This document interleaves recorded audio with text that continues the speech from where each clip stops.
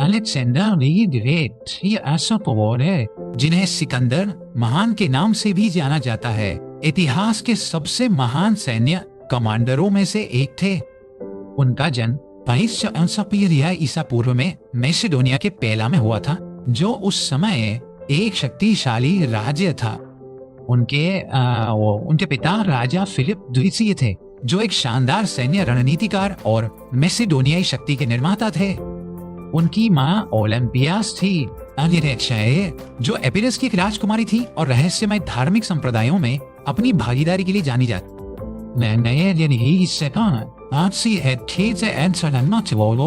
सिकंदर ने असाधारण साहस और नेतृत्व के गुण प्रदर्शित किए।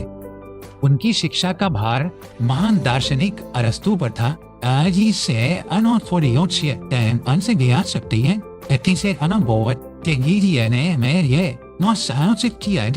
साहित्य और दर्शन का ज्ञान दिया। अरस्तु ने सिकंदर के मन में ज्ञान और अन्वेषण की गहरी प्यास जगाई। एक प्रसिद्ध कहानी के अनुसार सिकंदर ने अपने अदम्य घोड़े बुसेफालस को तब वश में किया जब कोई और नहीं कर सकता। यह घटना फिलिप को यह कहने के लिए प्रेरित करती है, बैठे तुम्हें एक ऐसा राज्य खोजना होगा जो तुम्हारे योग्य हो। मैसेडोनिया तुम्हारे लिए बहुत छोटा है।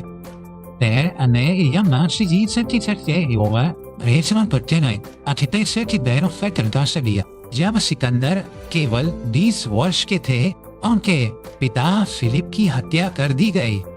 सिकंदर ने तेजी से और निर्दयता से मैसेडोनियाई सिंहासन पर अपना दावा किया।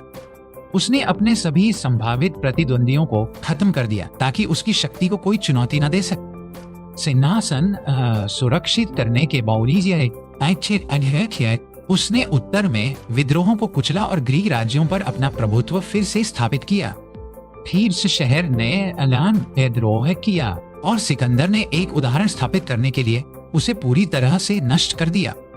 इस क्रूर कार्रवाई ने अन्य ग्रीक शहरों को भयभीत कर दिया और उन्हें सिकंदर के अधिकार को स्वीकार करने के लिए मजबूर किया।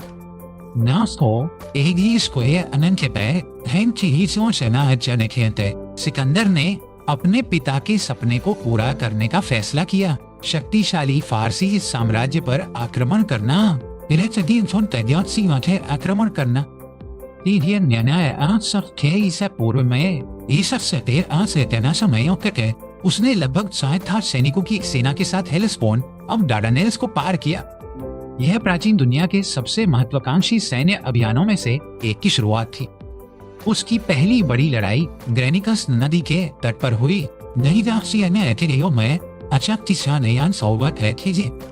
सिकंदर ने व्यक्तिगत रूप से अपनी कैवेलरी का नेतृत्व किया और दुश्मन की रेखाओं को तोड़ दिया, जिससे एक निर्णायक जीत हुई है। इस जीत ने एशिया माइनर के आधुनिक तुर्की के द्वार खोल दिए। उसने इस्सस की लड़ाई में फारसी राजा डेरियस तृतीय की विशाल सेना का सामना किया। हालांकि संख्या में बहुत कम, सिकंदर की बेहतर रणनीति और उसके सैनिकों के साहस ने उसे जीत दिलाई। डेरियस तृतीय युद्ध के मैदान से भाग गया और अपने परिवार इसने उसकी माँ, पत्नी और बेटियां शामिल थी।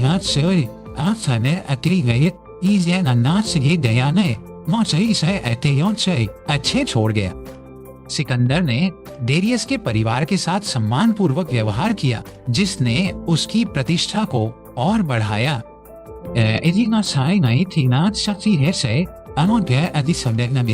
सिकंदर ने तायर के द्वीप शहर की प्रसिद्ध घेराबंदी की।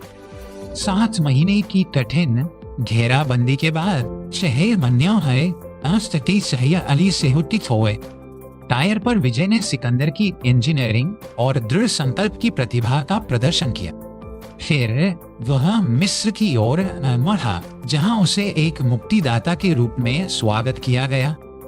मिस्र वासियों ने उसे फारसी शासन से मुक्त कराने के लिए एक देवता का पुत्र घोषित किया। वहां उसने अलेक्जेंड्रिया शहर की स्थापना की, जो ज्ञान और संस्कृति का एक महान केंद्र बन गया। सिकंदर ने सीवा ओएसिस में जिउस अमोन के प्रसिद्ध ओरेकल का दौरा किया। कहा जाता है कि ओरेकल ने उसकी दिव्य उत्पत्ति पुष्टि की संज्ञा, जिसने उसके भाग्य में उसके विश्वास को और मजबूत किया।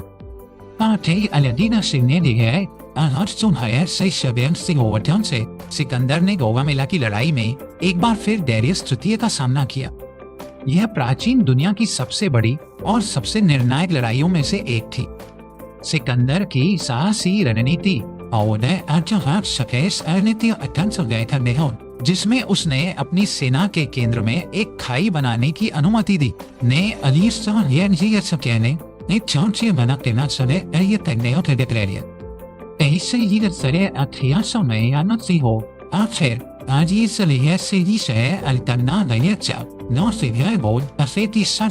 और फारसी पूरी तरह से बिखर गई। गौगामेला में जीत ने सिकंदर को एशिया का राजा बना दिया। उसने बेबीलोन और सूसा के महान शहरों पर कब्जा कर लिया और फारसी साम्राज्य के विशाल खजाने को जब्त कर लिया। फिर उसने फारसी साम्राज्य की औपचारिक राजधानी परसेपोलिस की ओर मार्च किया। एक विवादास्पद कार्रवाई में सिकंदर ने जेरक्सस के महान महल को जलाने का आदेश दिया। यह फारसियों द्वारा एथेंस को जलाने का बदला लेने के लिए किया गया एक प्रतीकात्मक कार्य हो सकता है। डेरियस को बाद में उसके अपने ही एक शत्रु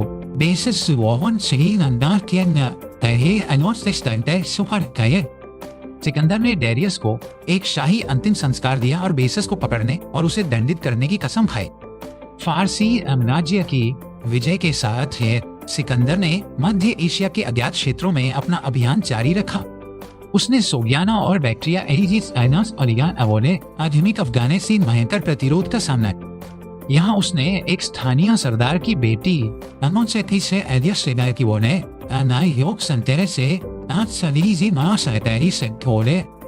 यह विवाह एक राजनीतिक गठबंधन भी था, जिसका उद्देश्य स्थानीय आबादी के साथ संबंधों को मजबूत करना था।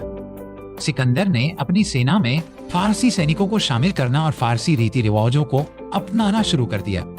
इसने उसके कई मैसेडोनियाई सैनिकों और कमांडरों को नाराज कर दिया, जो इसे अपनी संस्कृति के साथ विश्वासघात मानते थे।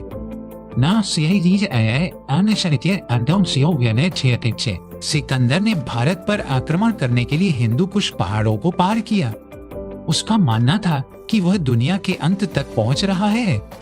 उसकी सबसे कठिन लड़ाइयों में से एक हाइडस्पेस नदी के तट पर राजा पोरस के खिलाफ हुई। पोरस की सेना में युद्ध हाथी शामिल थे, जिन्हें मैसेडोनियाई लोगों ने पहले कभी नहीं देखा था।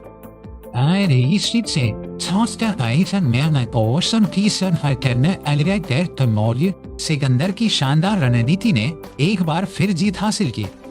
सिकंदर पोरस के साहस से इतना प्रभावित हुआ कि उसने उसे अपना राज्य वापस दे दिया और उसे एक सहयोगी बना लिया। सिकंदर और भी आगे पूर्व की ओर बढ़ना चाहता था।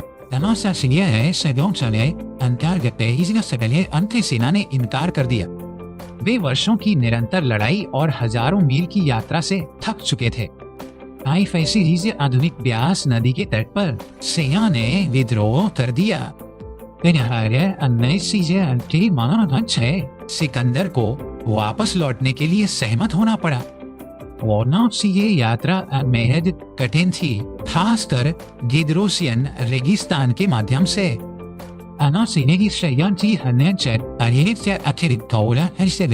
भूख और थकावट से मर गए। पूर्व में सेना अंततः सूसा पहुंची। सिकंदर ने अपने साम्राज्य को स्थिर करने और अपनी सेना को पुनर्गठित करने के लिए काम करना शुरू कर दिया। उसने सूसा में एक भव्य विवाह समारोह का आयोजन किया, जहां उसने और उसके हजारों सैनिकों ने फारसी महिलाओं से शादी की। यह उसकी ग्रीक और फारसी संस्कृतियों को मिलाने की नीति का हिस्सा था। सिकंदर अरब पर आक्रमण करने की योजना बना रहा था, लेकिन पूर्व में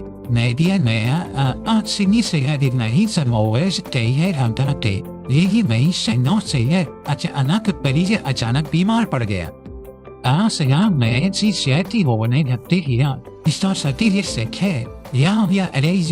उसकी मृत्यु हो गई। यह केवल आसिड नासी हो गए ऐसे बनते रहते हैं। उसकी मृत्यु का सटीक कारण आज भी इतिहासकारों के बीच बहस का विषय है। सिकंदर की मृत्यु ने उसके विशाल साम्राज्य को अराजकता में डाल दिया। उसके पास कोई स्पष्ट उत्तराधिकारी नहीं था, हम थे, जिससे उसके जनरलों के डायरोची के बीच एक लंबा और खूनी सत्ता संघर्ष हुआ। अंततः उसका साम्राज्य कई हेलेनिस्टिक राज्यों में विभाजित हो गया। यह सब छोटी उम्र के बावजूद सिकंदर की विरासत अपौरार है। उसने पूर्व और पश्चिम के बीच एक नया संबंध बनाया, जिससे हेलेनिस्टिक काल की शुरुआत हुई। उसकी विजयों ने ग्रीक भाषा जैसे संस्कृति और विचारों को पूरे मध्य पूर्व और उससे आगे तक फैलाया। उसने 20 से अधिक शहरों की स्थापना की, जिनमें से कई का नाम उसके नाम पर अलेक्जेंड्रिया रखा गया। उसकी सैन्य रणनीति का अध्ययन आज भी दुनिया भर के सैन्य अकादमियों में किया जाता है। एक शानदार रणनीतिकार और एक अदम्य योद्धा था। उसकी महत्वाकांक्षा की कोई सीमा नहीं थी और उसने वह हासिल किया जो किसी ने पहले कभी नहीं किया था। सिकंदर महान की कहानी साहस, महत्वाकांक्षा और विजय की एक कालातीत कहानी है। उसने दुनिया को हमेशा के लिए बदल दिया और एक ऐसी विरासत छोड़ी जो आज भी हमें प्रेरित और आकर्षित करती है। सिकंदर ने अपने अभियानों के दौरान वैज्ञानिकों और विद्वानों को भी साथ रखा।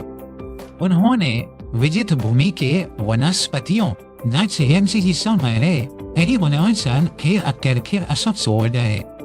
यह ज्ञान यूरोप में वापस भेजा गया, जिससे दुनिया की समझ में क्रांति आ गई। सिकंदर का मानना था कि वह होमर के महाकाव्य द इलियड के नायक अकिलीस का वंशज है। वह अक्सर अपने साथ द इलियड की एक प्रति रखता था और अकिलीस के कार्यों से प्रेरणा लेता था। ट्रॉय के खंडहरों का दौरा करते समय उसने अकिलीस के मकबरे पर सम्मान अर्पित किया। उसकी अपनी कहानी भी एक महाकाव्य की तरह है, जो नाटकीय घटनाओं और असाधारण उपलब्धियों से भरी है। सिकंदर ने अपने सैनिकों के साथ एक गहरा व्यक्तिगत संबंध साझा किया। वह अक्सर उनके नाम जानता था और उनके साथ कंधे से कंधा मिलाकर लड़ता था। इसने उसके लोगों में अत्यधिक वफादारी और समर्पण को प्रेरित किया। हालांकि वह अपने क्रोध और क्रूरता के क्षणों के लिए भी जाना जाता था। एक शराबी विवाद में में उसने अपने दोस्त क्लीटस द ब्लैक को मार डाला।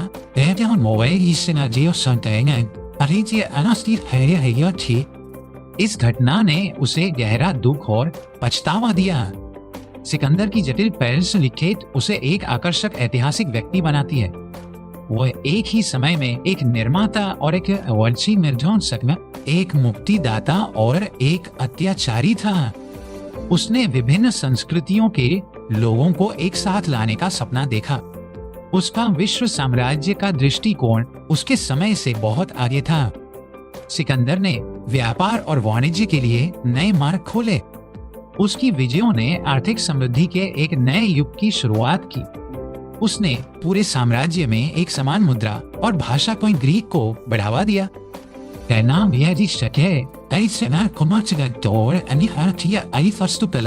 हेलेनिस्टिक शैली ने ग्रीक यथार्थवाद को पूर्वी भव्यता के साथ जोड़ा। यह शैली सदियों तक कला को प्रभावित करती रही। सिकंदर की कहानी को अनगिनत किताबों, फिल्मों और कलाकृतियों में बताया गया है। वह एक ऐसे व्यक्ति का प्रतीक बन गया है जो असंभव को प्राप्त करने का साहस करता है। उसका जीवन हमें नेतृत्व, महत्वाकांक्षा और मानवीय स्थिति की प्रकृति के बारे में महत्वपूर्ण सबक सिखाता है। सिकंदर ने अपने साम्राज्य के प्रशासन में भी सुधार किए। उसने स्थानीय शासकों को अक्सर सत्ता में बनाए रखा जब तक कि वे वफादारी थे। यह नीति विजित प्रदेशों में स्थिरता बनाए रखने में मदद करती थी। उसने अपने साम्राज्य के विभिन्न हिस्सों को जोड़ने के लिए सड़कों का एक नेटवर्क बनाया। इन एरिया में अनाज से सड़कों ने व्यापार और सेना की आवाजाही को सुगम बनाया। सिकंदर की नौसेना ने भी उसके अभियानों में एक महत्वपूर्ण भूमिका निभाई। उसने सिंधु नदी से फारस की खाड़ी तक की यात्रा के लिए एक बेड़ा भेजा, जिसका नेतृत्व उसके एडमिरल नेचर्स ने किया। यह यात्रा समुद्री मार्गों की खोज और भूगोल की समझ के लिए महत्वपूर्ण थी। सिकंदर का अपने घोड़े बुसेफालस के प्रति गहरा लगाव था। जब हाइडस्पेस की लड़ाई के बाद बुसेफालस की मृत्यु हो गई तो उसने अपने प्यारे घोड़े के सम्मान में बुसेफाला नामक एक शहर की स्थापना की। सिकंदर के चरित्र में उदारता और क्रूरता का एक अजीब मिश्रण था। वह अपने दुश्मनों के प्रति निर्दयी हो सकता था, लेकिन दोस्तों और वफादार सहयोगियों के प्रति बेहद उदार था। उसने खुद को एक जीवित देवता के रूप में प्रस्तुत करना शुरू कर दिया, जिससे उसके ग्रीक साथियों में नाराजगी पैदा हुई। यह पूर्वी राजत्व की अवधारणा और ग्रीक स्वतंत्रता के आदर्शों के बीच एक सांस्कृतिक टकराव था। सिकंदर की विजयों का भारतीय उपमहाद्वीप पर भी प्रभाव पड़ा। गांधार क्षेत्र में ग्रीकोवाद कला का विकास इसका एक प्रमुख उदाहरण है। इस कला शैली में बुद्ध को अक्सर ग्रीक देवता अपोलो की तरह चित्रित किया गया है। सिकंदर की अचानक से चंद्रगुप्त मौर्य ने भारत में मौर्य साम्राज्य की स्थापना की। यह संभव है कि चंद्रगुप्त सिकंदर के अभियानों और संगठनात्मक तरीकों से प्रेरित हुए हों। सिकंदर की कहानी हमें याद दिलाती है कि एक व्यक्ति का दृष्टिकोण और दृढ़ संकल्प इतिहास की धारा को बदल सकता है। उसने केवल 55 वर्षों में ज्ञात दुनिया का अधिकांश हिस्सा जीत लिया।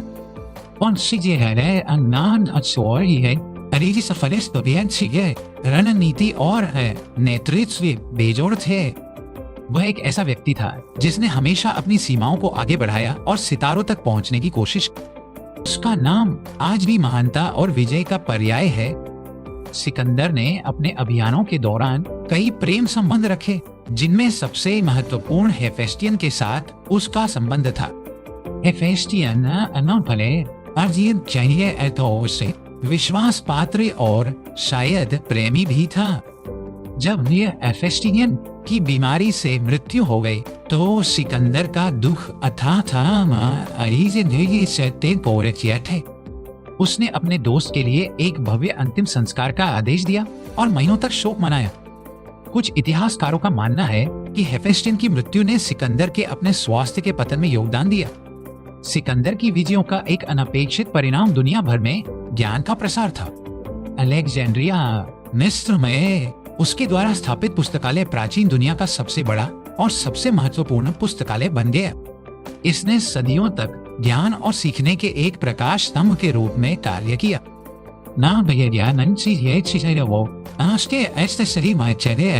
उसकी कहानी को विभिन्न संस्कृतियों द्वारा अपनी आवश्यकताओं के अनुरूप रूपांतरित और अनुकूलित किया गया है। फारसी परंपरा में वह एक महान राजा और दार्शनिक सिकंदर के रूप में जाना जाता है। यह उसकी विरासत की सार्वभौमिक अपील का एक प्रमाण है। सिकंदर एक ऐसा व्यक्ति था जिसने दुनिया को अपनी इच्छा के अनुसार आकार देने की कोशिश। प्राचीन विजेता इतिहास के इतिहास में हमेशा एक विशालकाय व्यक्ति के रूप में याद किया जाएगा।